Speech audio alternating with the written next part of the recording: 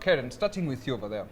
How do you think your upbringing affected your mental health? Ulichapwa na wazazi walikuwa wanakupigia kelele, did they allow you to go out? And do you think it has made you stronger, made you more vulnerable? Nilichapwa till I was about like 12.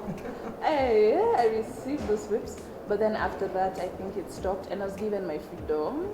Like some people say it was too much, I think it was just enough. And I was given enough freedom to express myself in the household as well, so that I know that my voice matters in their lives. So I think for me, I was whipped until I think 14.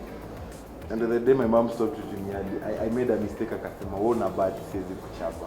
Nilikuwa mkubwa. I was like, Lord, I waited for this day, and I think we even had this discussion like a year ago with my mom. Used to have COVID when we were all locked up, and she got to learn and this kid was going through a lot that I didn't get to see, and it's even made our relationship better. As in, mamangu ni mtu as I'm hala, tukae chini tupige story, something that kitabu used to be.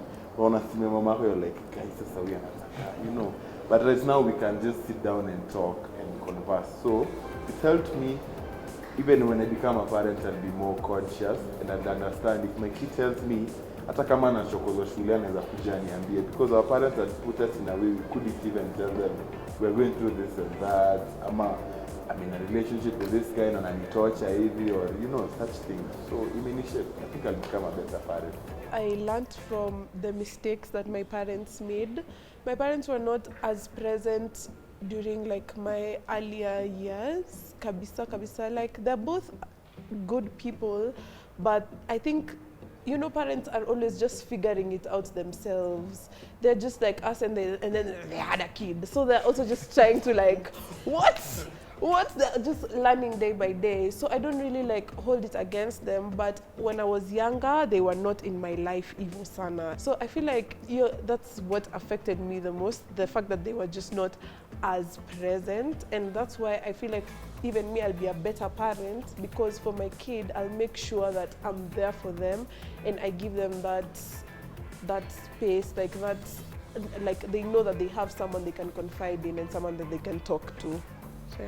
Well, I don't know. I was in that group ya kuchapwa, by the way, of course, up to huko to early high school, and that's when, you know, it became ineffective as such. And I don't know whether it has affected my mental health in any way, but I have to say that community as well, because I feel like there's most African communities do not advocate for a man to show his feelings. And to date, I cannot go and sit with my father and tell him, Dad, I know what, I'm feeling a bit depressed here. I'd be as macho as I can when he's there, you know. Yeah. You're like a rock. And I think that maybe it's something that we need to change. Listen, it doesn't matter what you're going through. It doesn't matter what you think you went through, what triggered whatever you might be going through, and how it has been dealt with up to this point.